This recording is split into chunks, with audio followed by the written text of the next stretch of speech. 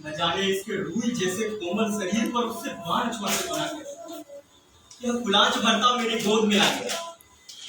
मैंने कहा तुझे वहां ले चलता हूँ जहाँ तुझे अपनी माँ की सी आंखें और उसका सा ही स्नेह मिलेगा। सच माँ बहुत रुचि माँ को अनुमान हो गया होगा कि इस वर्षा में मैं तुम्हारे साथ हूँ, वरना इस तरह भी करना आती। माँ को बात की बहुत चिंता रहती है। दूध मुझे दे दो, इसे बाहों में दे दो।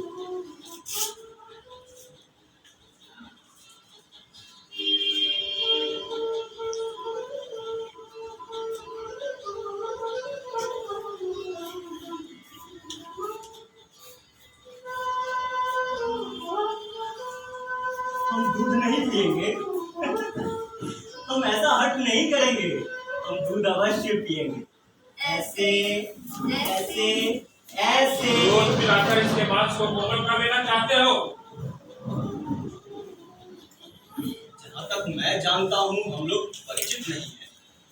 तुम्हारा एक अपरिचित घर में आने का साहस कैसे हुआ? ऐसी आकस्मिक बात कि ऐसा ही प्रश्न मैं तुमसे पूछना चाहता।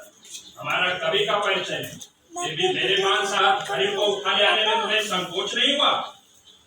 ये तो कहो द्वार तक रक्त बिंदुओं के चिन्ह बने थे, अन्यथा इन बादलों से घिरे दिन में मैं तुम्हारा अनुसरण कर पाता। देख रहा हूँ कि तुम इस प्रदेश के निवासी नहीं हो। मैं तुम्हारी दृष्टि की प्रशंसा करता हूँ। मेरी वेशभूषा इस बात का परिचय देती है मैं यहाँ का निवासी नहीं।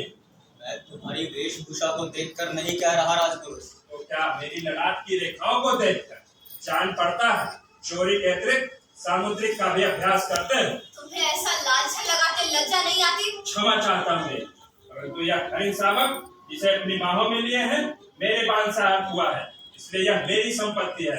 मेरी संपत्ति मुझे लौटा तो देंगी। इस प्रदेश में हरिणों का आखेट नहीं होता राजपुरुष। तुम बाहर से आए हो, इसलिए इतना ही पर्याप्त है कि इसके लिए हम तुम्हें अपराधी ना माने। राजपूत के अपराध का निर्णय ग्रामवासी करेंगे। ग्रामीण युवक अपराध और न्याय का शब्दार्थ भी जानते हो? शब्द और अर्थ राजपुरुषों की संपत्ति है। जानकर आश्चर्य हो।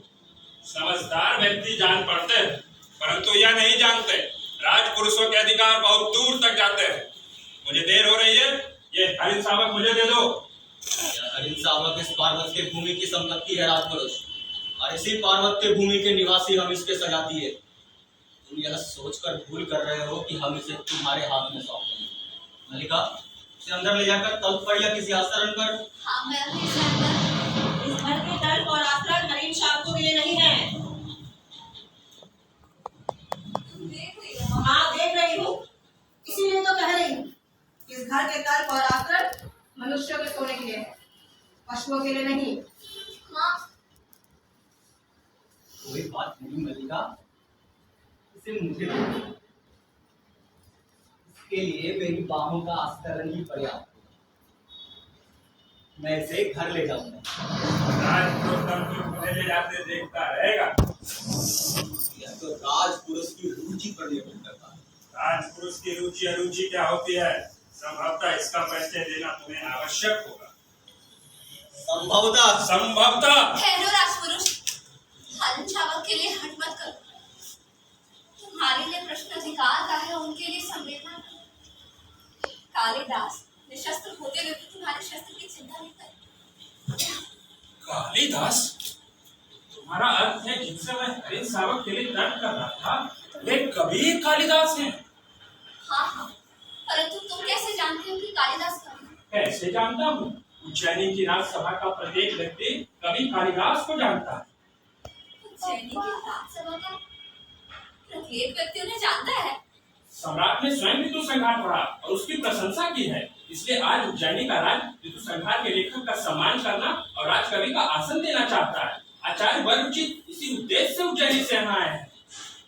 उज्जैनी का राज में सम्मान देना चाहता है, राजकवि का आसन।